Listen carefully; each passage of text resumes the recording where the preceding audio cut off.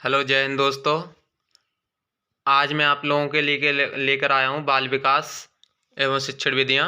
बाल विकास में 30 क्वेश्चंस लेके आया हूँ।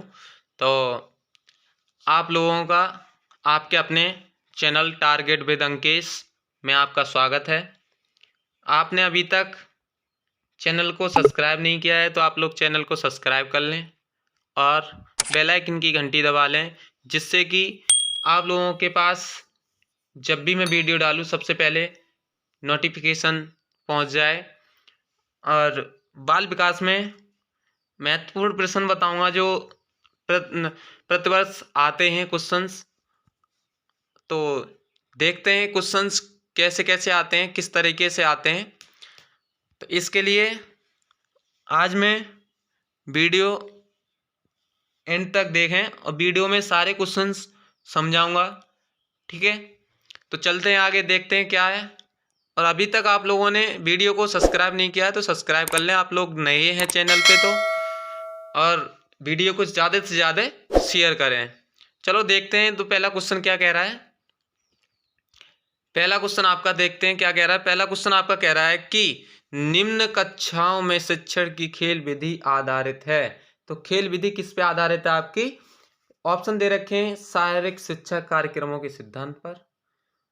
दूसरा ऑप्शन है सिद्धांत की विधियों के शिक्षण की विधियों के सिद्धांत पर। ठीक। तीसरा ऑप्शन है विकास एवं वृद्धि के मनोवैज्ञानिक सिद्धांत पर। चौथा ऑप्शन है आपका शिक्षण के सामाजिक सिद्धांतों पर। तो इसमें आपका ऑप्शन क्या होगा, देखते हैं क्या होगा आपका ऑप्शन। जवाब दें जल्दी से। चलो देखते हैं। तो ये आपका ऑप्शन होगा सी, तीसरा। क्यों होगा? क्योंकि विकास एवं वृद्धि के मनोवैज्ञानिक सिद्धांत पर आधारित है खेल विधि। क्योंकि जो प्राथमिक स्तर पर बालकों का जो शिक्षा प्रदान करने का साथ या यह भी आवश्यक होता है, शिक्षा देते देते समय यह भी आवश्यक होता है कि उनकी शारीरिक वृद्धि एवं विकास पर ध्यान दिया जाता है। इसके लिए सबसे सर्वोत्तम विधि खेल विधि होती है, क्योंकि खेल विधि वृद्धि एवं विकास के लिए मनोविज्ञान सिद्धांत पर आधारित होती है। ठीक है, इसलिए क्या होगा ऑप्शन आपका सी होगा। ठीक है, अब बात करते हैं अगले क्वेश्चन की। डिसलेक्सिया संबंधित है। डिसलेक्सिया क्या है? डिसलेक्सिया से संबंधित क्या है आपका? तो डिसलेक्सिया की बात की जाए तो डिसलेक्सिया में आपका 4 ऑप्शन दे रखे हैं। मानसिक विकार से, गणितीय विकार से, पठन विकार से और व्यवहारिक विकार से। तो इसमें आपका ऑप्शन क्या होगा? डिसलेक्सिया संबंधित है तो किससे है? डिसलेक्सिया है आपकी पठन विकास से।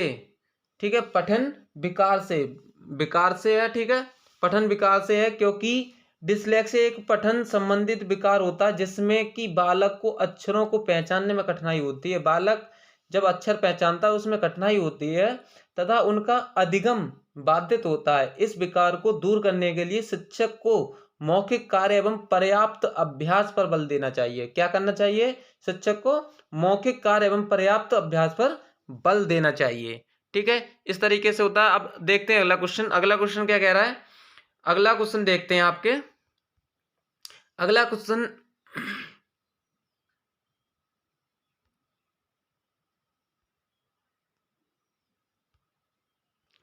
हाँ, अगला क्वेश्चन है कि विशेष रूप से जरूरतमंद बच्चों की शिक्षा का प्रबंध होना चाहिए। तो किस तरीके से होना चाहिए? दूसरे सामान्य बच्चों के साथ, विशेष विद्यालयों में विशेष बच्चों के लिए विकसित विधियों द्वारा। ठीक, विशेष विद्यालयों में विशेष शिक्षकों द्वारा। किसके द्वारा होना चाहिए विशेष रूप से जरूरतमंदों के बच्चों की शिक्षा का प्रबंध? किस तरीके से होना चाहिए? तो आपका होगा, तो इसमें होगा आपका दूसरे सामान्य बच्चों के साथ। क्यों होगा? क्योंकि विशेष रूप से जरूरतमंद बच्चों को सामान्य बच्चों के साथ ही शिक्षा देने का प्रबंध करना चाहिए, ताकि अपनी आवश्यकताओं या जरूरतों की पूर्ति के साथ साथ वे सामान्य बच्चों के क्रियाकलापों से भी प्रभावित होते रहें, ताकि भविष्य में सामान्य वातावरण के साथ अपने आप को समायोजित कर सकें। ठीक है, इस तरीके से आपका क्या होगा? पहला ऑप्शन हो जाएगा। ठीक है, अब देखते हैं अगला क्वेश्चन। अधिगम के प्रक्रम में अभिप्रेरण। तो अभिप्रेरण मतलब कि क्या होगा आपका? अल्पप्रेरक क्या देंगे आप अधिगम के प्रक्रम में, क्या देंगे आप? अगर एक शिक्षक हैं तो अधिगम के प्रक्रम में क्या देंगे आप? तो देखते हैं क्या होगा आपका। सीखने वालों की स्मृति को तेज बनाता है, पुराने अधिगम से नए अधिगम को विभेदित करता है, एक दिशाई मतलब एक दिशीय, सही है, एक दिशीय रूप से सोचने में सीखने वालों के प्रस्तुत करता है। ठीक। अगला है नए सीखने वालों को अधिगम के लिए रुचि सृजन करता है। तो क्या होगा आपका ऑप्शन? आपका ऑप्शन हो जाएगा कि नए सीखने वालों में अधिगम के लिए रुचि का सृजन करता है। क्यों हो जाएगा? क्योंकि अधिगम प्रक्रम में अभिप्रेरणा का महत्वपूर्ण स्थान होता है, क्योंकि अभिप्रेरणा के माध्यम से ही सीखने वाले में अधिगम की प्रति रुचि उत्पन्न की जा सकती है, जो कि अधिगम को प्रभावी बनाता है। अधिगम के प्रक्रम में रोचकता बढ़ाने के लिए अभिप्रेरणा का प्रयोग करना चाहिए, ताकि बच्चों में अधिगम के प्रति रुचि एवं उत्सुकता बढ़ती रहे। ठीक है। अब देखते हैं अगला क्वेश्चन। अगला क्वेश्चन क्या कह रहा है? अगला क्वेश्चन देखते हैं। अगला क्वेश्चन आपका कह रहा है कि कक्षा 5 के न्यूज दृष्टि वाले बच्चों के, तो ये है कक्षा 5 के न्यून दृष्टि वाले होंगे, न्यूज नहीं होगा, यहाँ न्यून दृष्टि वाले बच्चों को क्या देंगे आप? क्या करेंगे कि निम्न स्तर के कार्य के लिए माफ करना उचित है, उसके दैनिक कार्य में उसके माता पिता तथा मित्रों को सहायता करनी चाहिए, कक्षा में सामान्य रूप से वार्तालाप करना चाहिए एवं ऑडियो सीडी के जरिए सहायता प्रदान करनी चाहिए, कक्षा में विशेष वार्तालाप करना चाहिए। तो किस तरीके का वार्तालाप करेंगे कक्षा 5 के न्यून दृष्टि वाले बच्चों के साथ? आप क्या करेंगे? तो देखते हैं, इसमें आपका ऑप्शन हो जाएगा सी, तीसरा। क्यों हो जाएगा? क्योंकि जो कक्षा 5 के न्यूनतम दृष्टि वाले बच्चों के लिए बच्चों के साथ सामान्य बच्चों की तरह व्यवहार करना चाहिए, क्योंकि उनके अधिगम को बढ़ाने के लिए श्रव्य मतलब सुनने और शिक्षण सामग्री का प्रयोग करना चाहिए। सुनने वाली मतलब सुनाने वाली, जो श्रव्य का मतलब होता है जिससे आवाज निकलती है मुख से या फिर रेडियो से या फिर किसी से मोबाइल वगैरह से जो आवाज निकलती है उसे कहते हैं श्रव। ठीक है। श्रव का मतलब होता है सुनना, जिससे बच्चा सुन सके। श्रव शिक्षण सामग्री का प्रयोग करना चाहिए ताकि दृष्टि क्षमता के अभाव में उनके अधिगम पर नकारात्मक प्रभाव ना पड़े। इसलिए क्या होगा ऑप्शन? आपका तीसरा ऑप्शन होगा। ठीक है। अब बात करते हैं अगले क्वेश्चन की। श्यामपट्ट को शिक्षण सामग्री के किस समूह के अंतर्गत किया जाता है? तो किस समूह के अंतर्गत किया जाता है? श्रव्य साधन, दृश्य साधन, श्रव्य द्रव्य साधन, इनमें से कोई नहीं। तो इसका ऑप्शन आपका क्या होगा? इसका ऑप्शन होगा आपका दृश्य साधन। दृश्य साधन क्यों होगा? क्योंकि दृश्य साधन वे साधन है जिसमें बालक की दृश्य मतलब ज्ञानेंद्रियां, आंखें प्रेरित होती हैं, वे दृश्य शिक्षण सामग्री कहलाती हैं। जैसे श्यामपट्ट मानचित्र होता है, रेखा चित्र होता है, मॉडल होता है, टीवी होती है, जिसमें बच्चे देख सकें, समझ सकें कि क्या है ये। ठीक है। उसे क्या कहते हैं? दृश्य साधन कहते हैं। ठीक है। अब बात करते हैं अगले क्वेश्चन की। अगला क्वेश्चन क्या कह रहा है?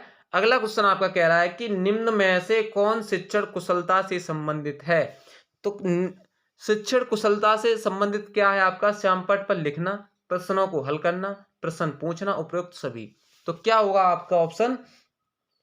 आपका ऑप्शन होगा सभी, क्योंकि निम्न क्या पूछा क्वेश्चन? निम्न में से कौशल शिक्षण कौन सी शिक्षण कुशलता से संबंधित है? क्या है शिक्षण कुशलता से संबंधित? तो आपका हो जाएगा श्यामपट्ट पर भी लिखना हो जाएगा, प्रश्नों को हल करना भी हो जाएगा, प्रश्न पूछना भी हो जाएगा, इसलिए सभी होंगे। क्योंकि शिक्षण कार्य को प्रभावी बनाने के लिए आवश्यक है कि शिक्षक सभी शिक्षण कौशल की कुशल हों। शिक्षण कौशल निम्न प्रकार से होते हैं, जैसे कि प्रतिपुष्टि कौशल आदि, ठीक है, स्पष्टीकरण कौशल, प्रश्न कौशल, श्यामपट्ट कौशल आदि। ठीक है। अब बात करते हैं अगले क्वेश्चन की। कक्षा में जो विद्यार्थी प्रश्न पूछते हैं उन्हें क्या करना चाहिए? जो बच्चे कक्षा में प्रश्न पूछे उनके साथ क्या करना चाहिए? कक्षा के बाद शिक्षक से मिलने की सलाह दी जाए, कक्षा चर्चा में भाग लेने की प्रोत्साहित किया जाना चाहिए, लगातार प्रश्न पूछने के लिए प्रोत्साहित करना चाहिए, स्वतंत्र रूप से उत्तर ढूंढने के लिए प्रोत्साहित करना चाहिए। तो किस तरीके से आप करेंगे?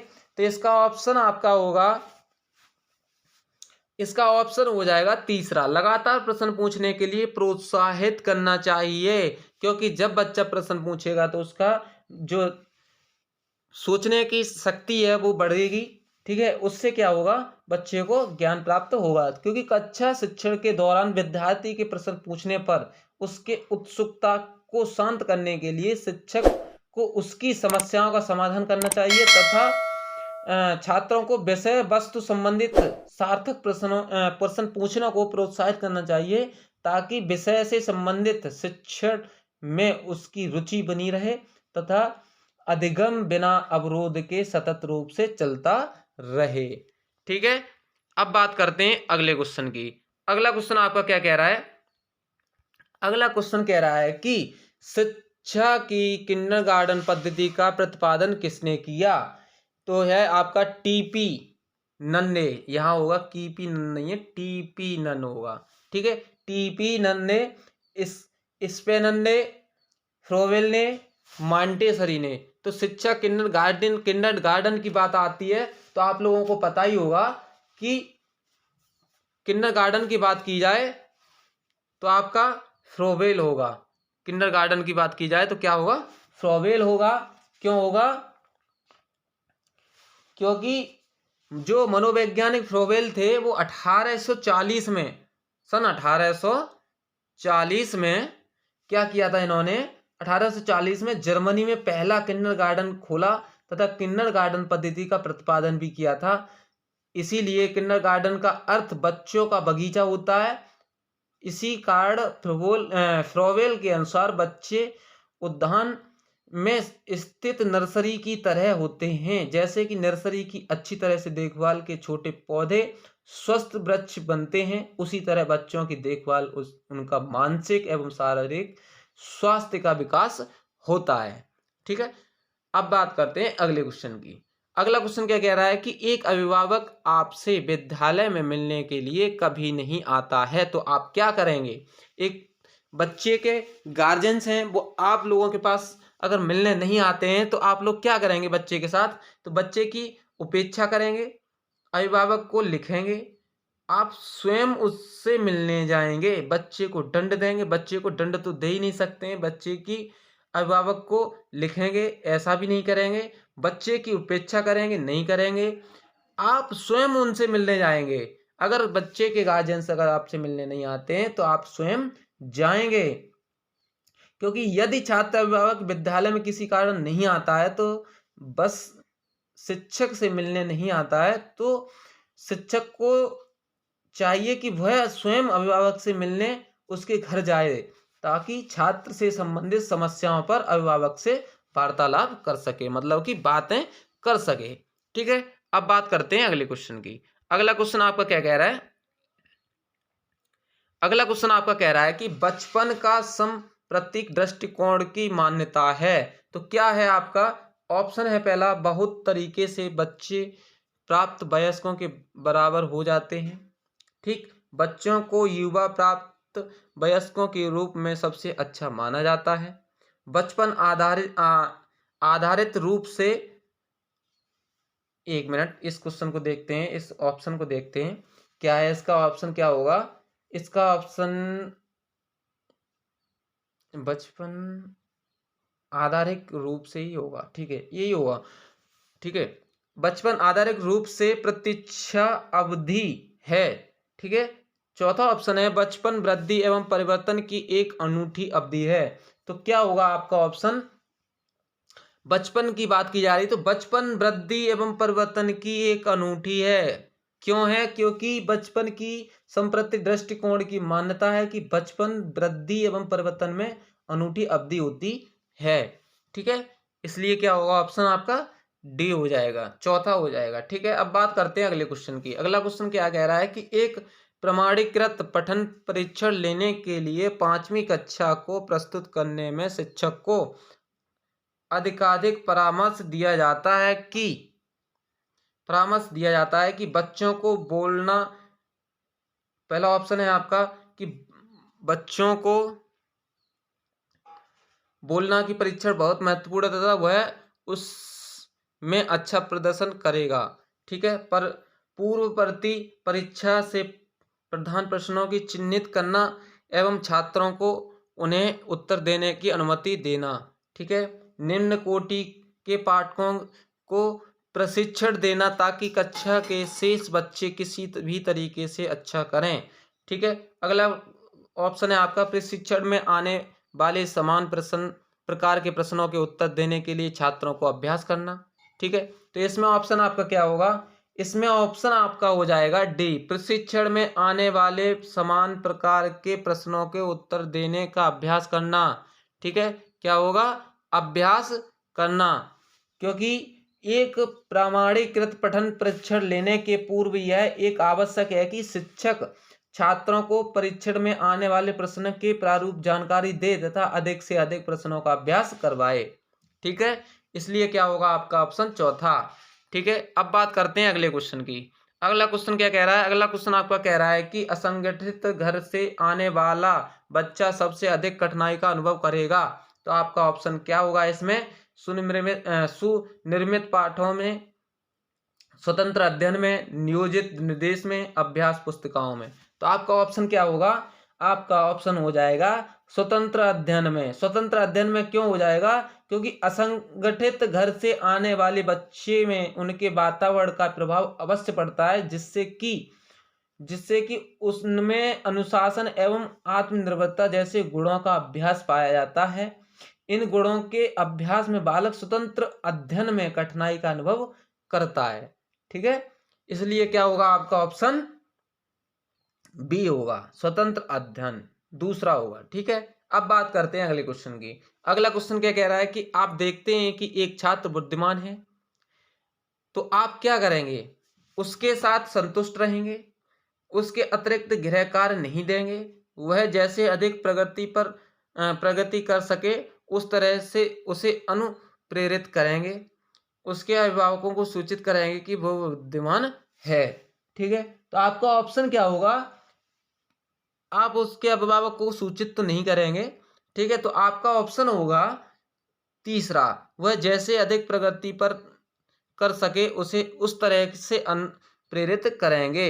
ठीक है, क्योंकि बुद्धिमान छात्र को उसके अधिगम को सही दिशा देने के लिए शिक्षक द्वारा उसे समय समय पर निर्देश देना चाहिए, क्योंकि तीव्र बुद्धि वाले छात्रों को सामान्य छात्रों के साथ शिक्षण कार्य करना उचित नहीं माना जाता है। इसलिए आपका ऑप्शन होगा तीसरा। अब बात करते हैं अगले क्वेश्चन की। अगला क्वेश्चन क्या कह रहा है? अगला क्वेश्चन कह रहा है कि यदि कुछ विद्यार्थी कक्षा में अध्ययन की चित्त वृत्ति में नहीं हैं तो आप क्या करेंगे? उन्हें अध्ययन के लिए बाध्य करेंगे, उन विद्यार्थियों को कक्षा छोड़ने के लिए कहेंगे, उन्हें चेतावनी देंगे कि वे अवश्य अध्ययन करें, नहीं तो आप प्रधान अध्यापक को सूचित कर दिए जाएंगे। उन्हें अगला ऑप्शन है उन्हें उनकी रुचि अथवा आप अपने विषय के अनुसार रुचिपूर्ण चीजें बताएंगे। ठीक है, तो इसमें ऑप्शन आपका होगा डी, उन्हें उनकी रुचि अथवा आप उनके अपने विषय के अनुसार रुचिपूर्ण चीजें बताएंगे, क्योंकि अध्ययन में चित्तवृत्ति का तात्पर्य अध्ययन में रुचि न लेना है। अगर किसी छात्र द्वारा इस तरह की प्रवृत्ति अपनाई जाती है तो शिक्षक को अपने विषय वस्तु से संबंधित उनकी रुचि के अनुसार शिक्षण कार्य करना चाहिए, क्योंकि शिक्षण कार्य को मनोरंजन एवं रुचिकर बनाने के लिए शिक्षण सहायक सामग्री का भी प्रयोग किया जाता है।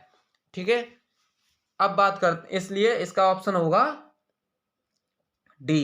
ठीक है, चौथा। अब बात करते हैं अगले क्वेश्चन की। अगला क्वेश्चन कह रहा है वह स्तर जिसमें बच्चों किसी वस्तु एवं घटना के बारे में तार्किक रूप से सोचना शुरू करता है तो क्या कहलाता है? संवेदन प्रौढ़ अवस्था, औपचारिक अवस्था, पूर्व क्रियात्मक अवस्था, मूर्त क्रियात्मक अवस्था। तो आपका क्या होगा ऑप्शन?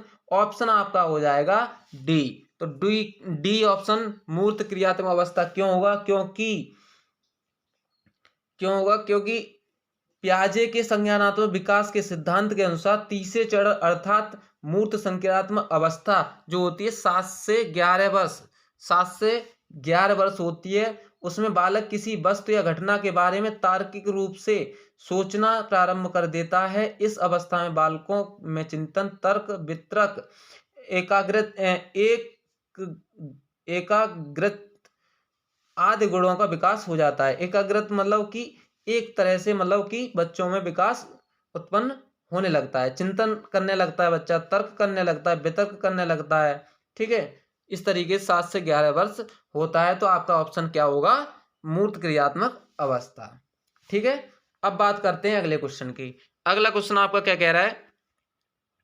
अगला क्वेश्चन है कि बच्चों के बौद्धिक विकास के 4 स्पष्ट स्तरों को पहचाना गया था। तो किसने पहचाना था? कोहलरबर्ग द्वारा, एरिक्सन द्वारा, स्किनर द्वारा, पियाजे द्वारा। तो किसके द्वारा पहचाना गया था? आपका पहचाना गया था पियाजे द्वारा। पियाजे द्वारा बच्चों के बौद्धिक विकास के 4 सुस्पष्ट स्तरों को पहचाना गया था, जिसमें कि संज्ञानात्मक विकास के सिद्धांत के नाम से जाना जाता है।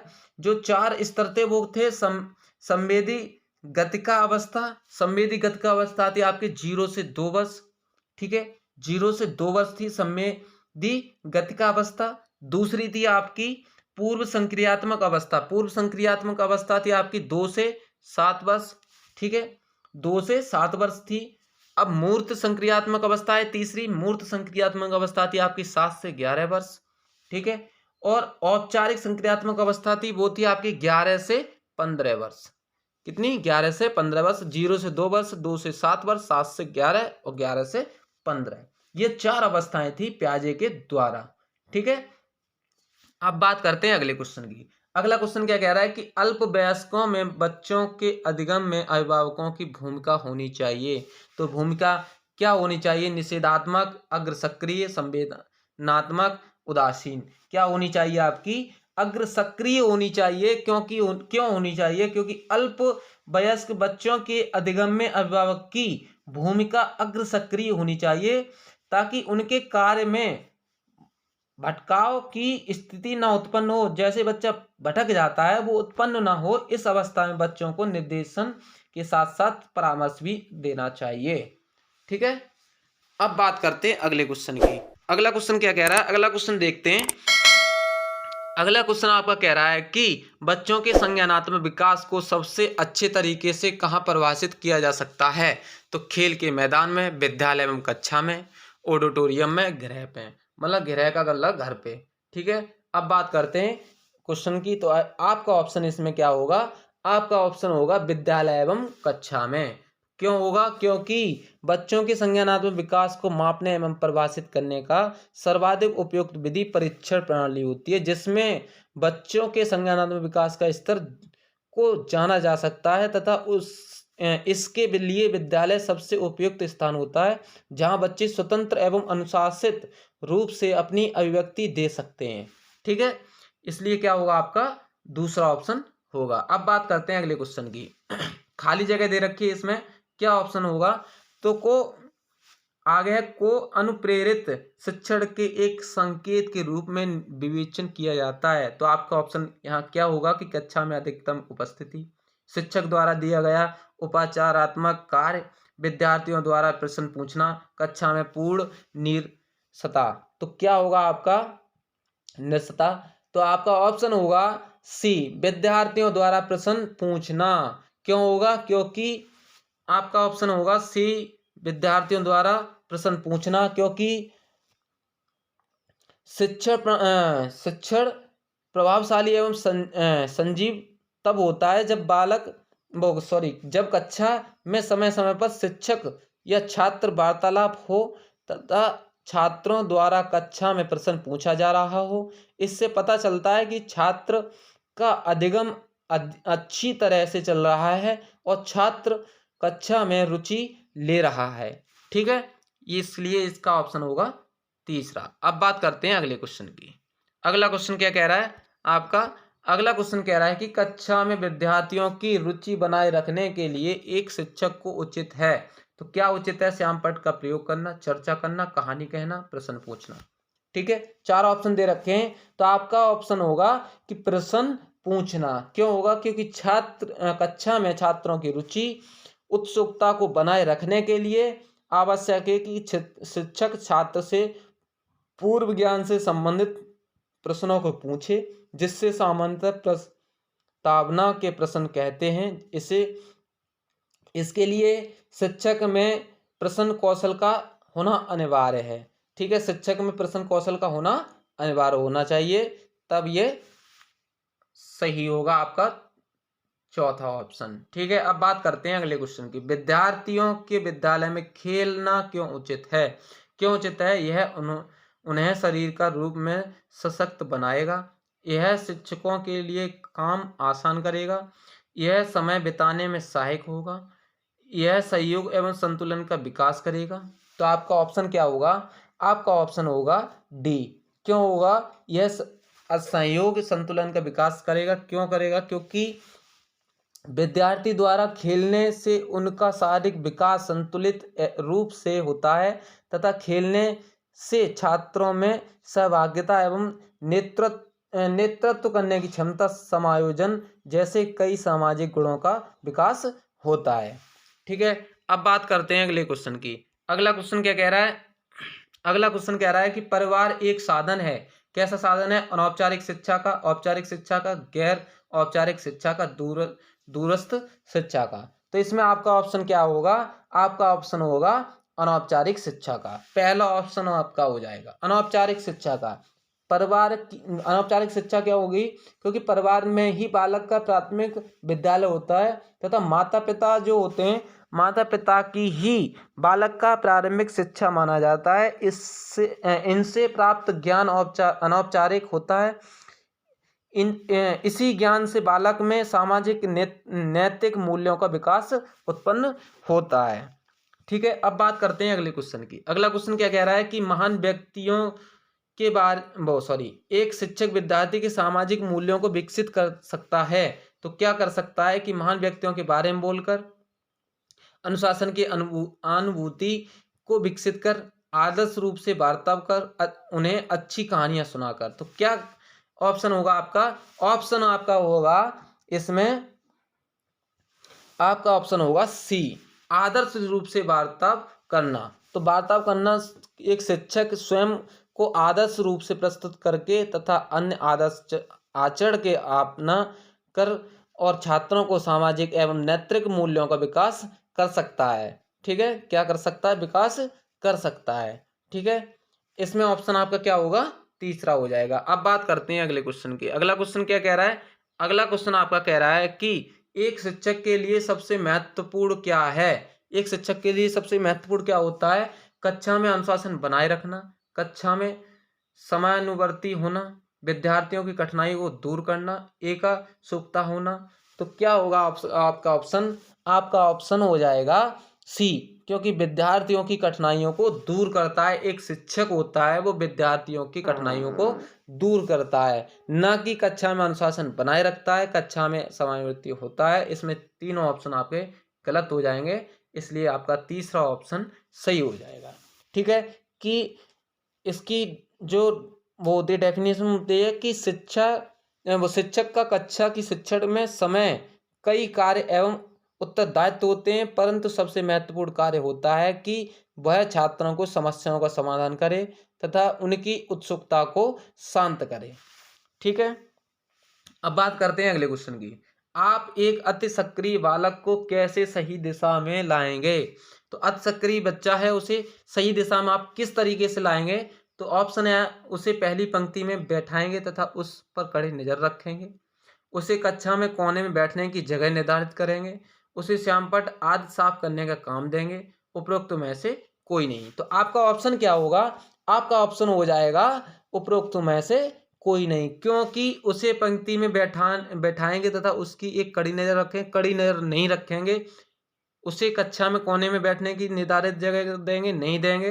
उसे श्यामपट्ट साफ करने का देंगे, नहीं देंगे, क्योंकि बच्चे का मनोबल गिर जाएगा और सक्रिय बच्चा नहीं हो पाएगा। इसलिए अति सक्रिय बालक को सही दिशा देने के लिए उसे सही निर्देश की आवश्यकता होती है। ऐसे बालक को कक्षा के कार्यों का नेतृत्व प्रदान करना उपयुक्त होता है। अतः विकल्प आपका डी सही होगा, क्योंकि इसमें मनोबल गिरता है। ठीक है, अब बात करते हैं अगले क्वेश्चन की। अगला क्वेश्चन क्या कह रहा है? अगला क्वेश्चन आपका कह रहा है कि पृथक पृथक पृथक पृथक समाज समजातीय समूह के व्यक्तियों के प्रति बच्चों की अभिवृत्ति साधारणतः आधारित होती है। तो किस पर आधारित होती है? उनके अभिभावकों की चिंतन वृत्ति पर, उनमें समकक्षों की आवृत्ति पर, ठीक है, दूरदर्शन के प्रभाव पर, उनके सहोदरों के अभिवृत्ति पर। तो आपका ऑप्शन क्या होगा? आपका ऑप्शन होगा पहला, उनके अभिभावकों की चिंतन वृत्ति पर। क्यों होगा? क्योंकि बच्चे जिस परिवेश में से आते हैं उनके परिवेश का सीधा असर बच्चे पर पड़ता है तथा उसके अभिभावकों के गुणों का स्थानांतरण उनमें होता है तथा उसी के अनुसार उनमें आदतों एवं अभिवृत्ति का विकास भी होता है। इसमें परिवार एवं अभिभावक की भूमिका सबसे महत्वपूर्ण होती है। ठीक है, अब बात करते हैं अगले क्वेश्चन की। आपको अपनी कक्षा में 2 मंदबुद्धि बच्चों को बैठाने के लिए बोला गया है, तो आप क्या करेंगे? उन्हें अपने विद्यार्थी के रूप में ग्रहण करने से इनकार करेंगे? प्रधानाध्यापक को उन्हें किसी कक्षा में जो कि मंदबुद्धि बालकों के लिए विशेष रूप से चिन्हित हैं में बैठने के लिए बोलेंगे? ऐसे विद्यार्थियों को सीखने की तकनीक सिखाएंगे? उपरोक्त में से कोई नहीं। तो आपका ऑप्शन क्या होगा?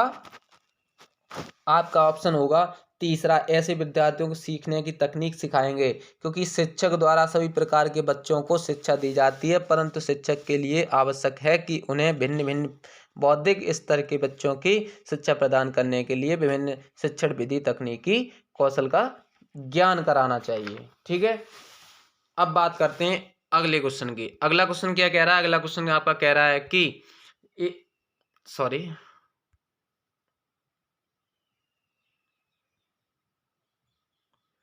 अगला आपका क्वेश्चन कह रहा है कि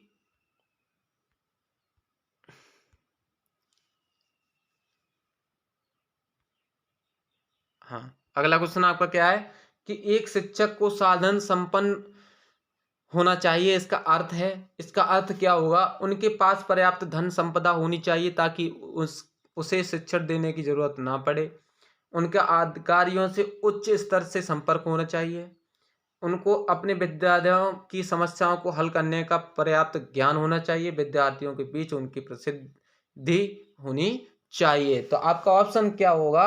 आपका ऑप्शन होगा सी, क्योंकि उनको अपने विद्यार्थियों की समस्याओं को हल करने का पर्याप्त ज्ञान होना चाहिए, ना कि उनके पास पर्याप्त धन संपदा होनी चाहिए, ना किसी अधिकारी से संपर्क। विद्यार्थियों के बीच उनकी प्रसिद्धि होनी नहीं चाहिए।